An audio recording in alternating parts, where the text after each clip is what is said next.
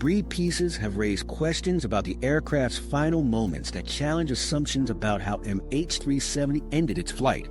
Some pieces show clean separation along structural joints, while others display twisted metal and stress fractures associated with violent breakup events. The varying degrees of damage suggest that the aircraft may have separated into multiple sections at different times during its final descent, rather than breaking apart simultaneously during a single high-speed impact. Chemical analysis of debris surfaces has revealed exposure to environmental conditions that provide clues about the wreckage's journey through different ocean zones. Spectroscopic analysis of paint degradation and metal corrosion patterns indicates exposure to varying water temperatures and chemical compositions during the debris trail. These chemical signatures help investigators understand the specific ocean environments that debris pieces encountered, providing additional data points for refining drift models and crash location calculations. Advanced forensic techniques now allow investigators to extract information from debris pieces that was impossible to obtain in 2014. Mass spectrometry can identify microscopic particles embedded in debris surfaces that reveal details about the aircraft's final flight conditions. Digital forensics techniques have been applied to electronic components recovered from debris, though saltwater exposure and impact forces have severely limited the recovery of usable data from these systems. The debris distribution patterns have supported new theories about MH370's final flight path that differ from original impact zone calculations. The unexpected early arrival of Seafloor at Reunion Island challenged prevailing drift models and suggested that the crash location might be further north than the primary search area. Physical testing of replica flippering components in controlled current conditions revealed buoyancy and drift characteristics that weren't fully accounted for in original oceanographic models. Citizen science efforts have transformed debris recovery from a passive process dependent on chance discoveries into an active search network spanning thousands of kilometers of Indian Ocean coastline. Beachcombers from Madagascar to Western Australia actively search for potential aircraft debris using identification guides, reporting protocols developed by aviation investigators. This volunteer network operates through social media platforms and dedicated apps that allow beach walkers to report suspicious debris with GPS coordinates and detailed photographs. The Citizen Science Network has resulted in the recovery of multiple confirmed MH370 debris pieces that would have been missed by conventional search operations. Trained volunteers conduct systematic beach surveys in high-probability areas identified by drift models, while casual beachgoers contribute opportunistic discoveries during recreational activities. This distributed search approach has expanded the effective search area for debris recovery far beyond what professional search teams could cover using traditional methods. Recent debris discoveries have provided investigators with pieces containing serial numbers and manufacturing codes that enable precise identification of their original location on the aircraft. These numbered components allow investigators to reconstruct the sequence of structural failures during breakup and determine which sections of the aircraft separated first during the final descent. The manufacturing data helps investigators develop more accurate models of the aircraft's final moments and refine calculations about the likely crash location. No credible acoustic detections matching MH370's black box emergency beacons were ever confirmed during any search phase, despite extensive underwater listening operations. The Comprehensive Test Ban Treaty Organization analyzed acoustic data from hydrophone networks across the Indian Ocean but found no signals consistent with aircraft emergency locator transmissions. This absence of acoustic evidence has complicated efforts to pinpoint the wreckage location and has forced investigators to rely primarily on debris analysis and satellite data interpretation.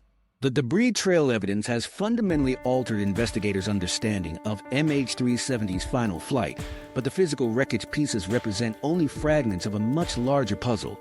While marine forensics and drift analysis have provided valuable clues about the aircraft's final moments, the most significant breakthroughs in understanding what happened to MH370 may come from reanalyzing the digital evidence that was captured during the aircraft's final hours of flight.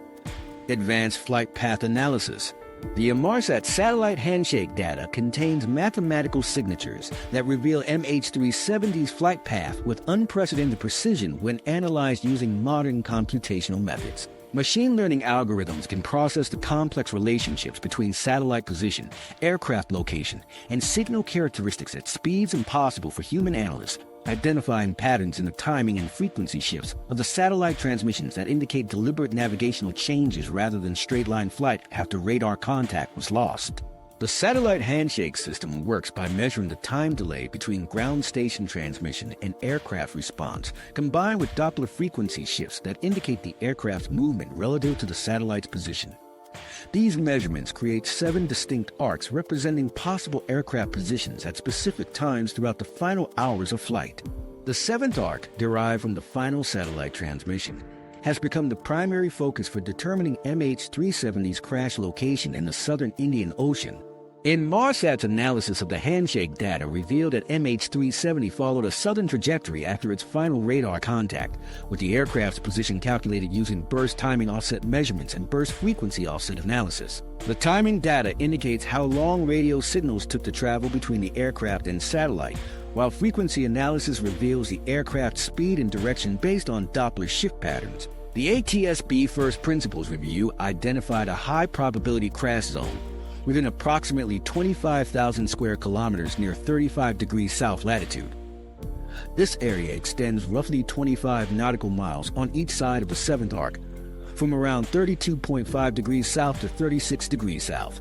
The refined search area represents the most likely location based on comprehensive analysis of satellite data, aircraft performance parameters, and drift modeling of recovered debris pieces. Machine learning systems have been deployed to rapidly filter sonar contacts during underwater search operations, processing thousands of acoustic signatures to identify potential aircraft debris while eliminating false positives from geological formations and marine life.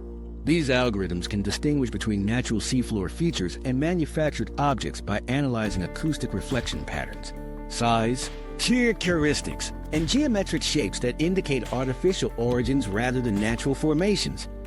Fuel consumption calculations incorporating detailed weather data from March 8, 2014 have refined estimates of MH370's maximum range and likely crash location. Boeing 777 fuel consumption varies significantly based on altitude, airspeed, and atmospheric conditions, with strong headwinds exceeding 100 knots, reducing the aircraft's range by approximately 400 nautical miles compared to standard conditions. The atmospheric data shows jet stream patterns and wind shear that would have affected engine efficiency and optimal flight altitudes throughout the aircraft's final hours.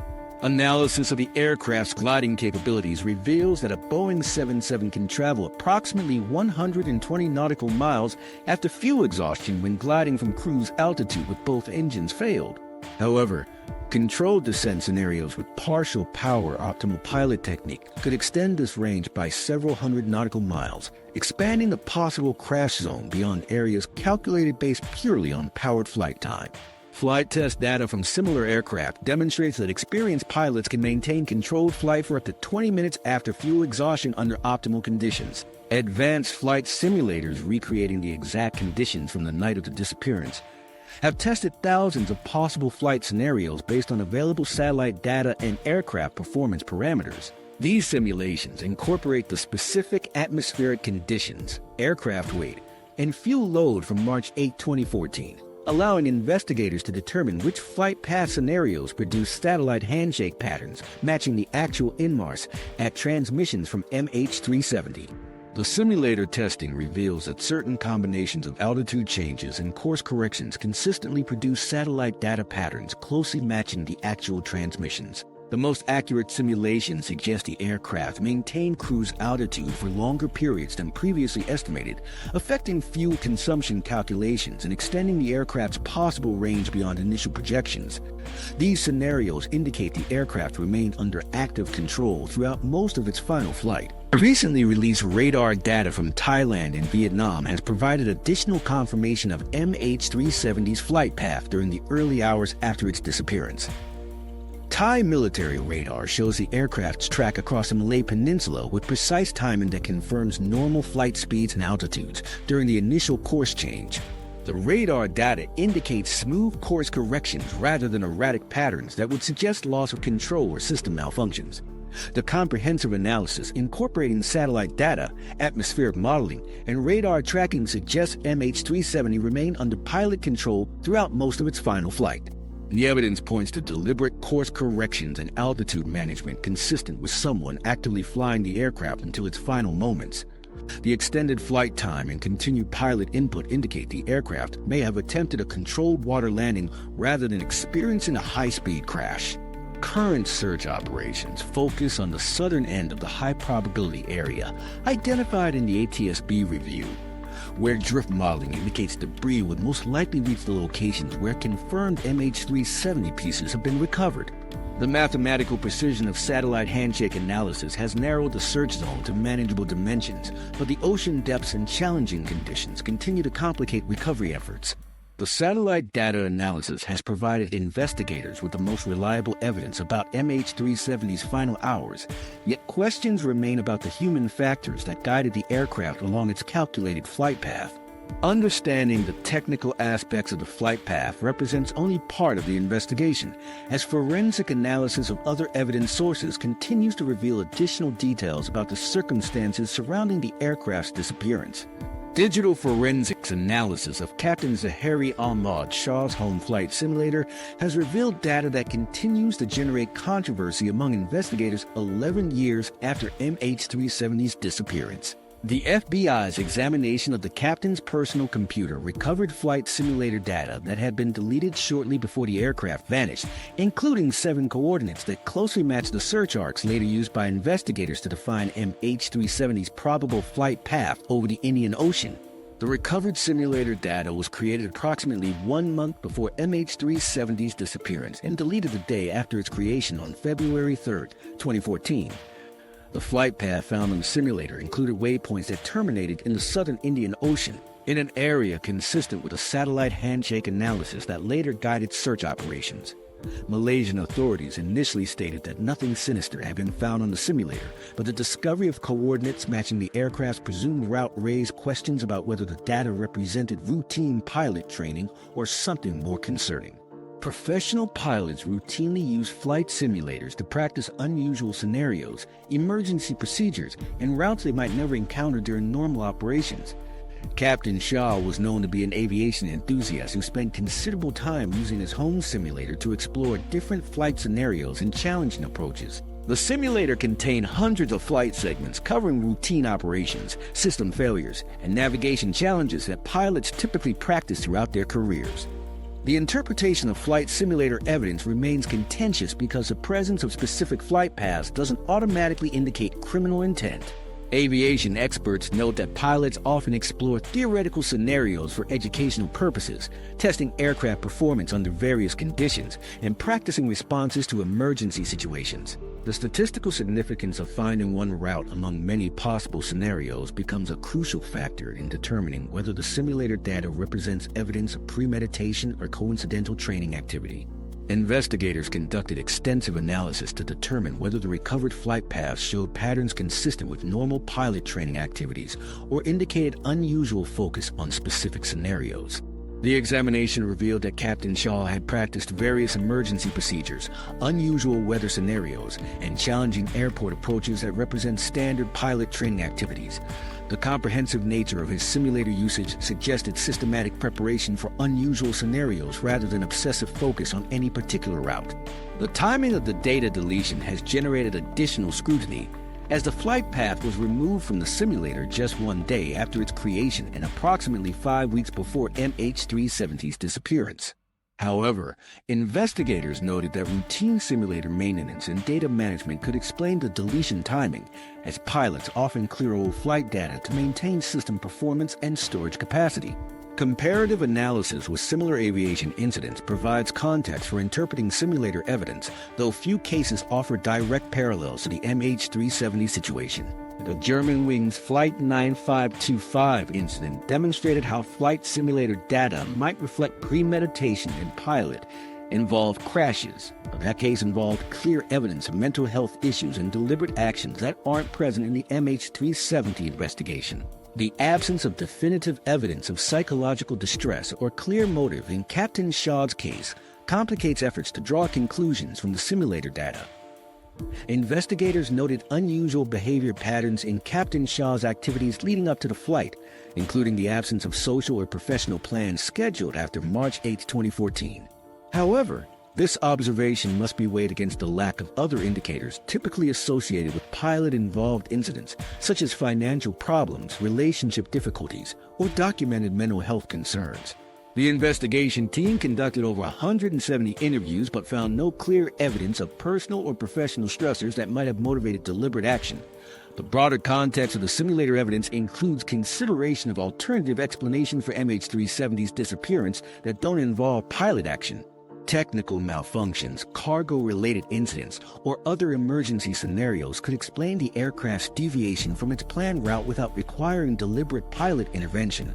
The presence of 221 kilograms of lithium-ion batteries in the cargo hold has generated particular interest among investigators exploring non-pilot theories for the aircraft's disappearance. Lithium-ion battery incidents have caused serious aviation safety concerns in recent years, with several documented cases of cargo fires and emergency landings attributed to battery malfunctions. The International Civil Aviation Organization implemented new regulations restricting bulk shipments of lithium-ion batteries on passenger aircraft following multiple safety incidents, though these regulations were enacted after MH370's disappearance. The batteries aboard MH370 were reportedly packed according to existing safety standards, but investigators have examined whether battery-related fires could have contributed to the aircraft's emergency situation.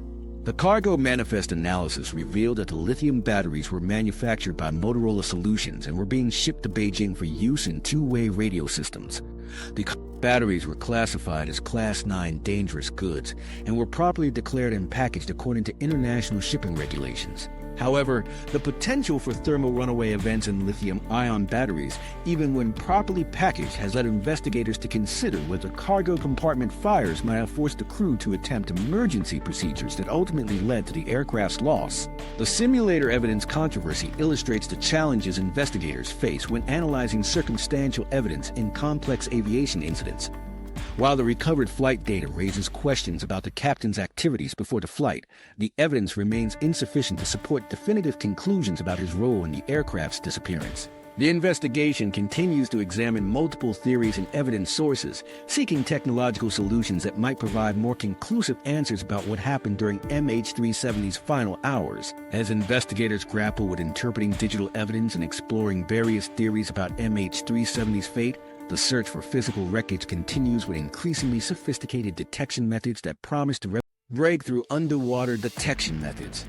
The current search operation relies on proven underwater detection technologies that have been refined through years of deep ocean exploration rather than experimental systems.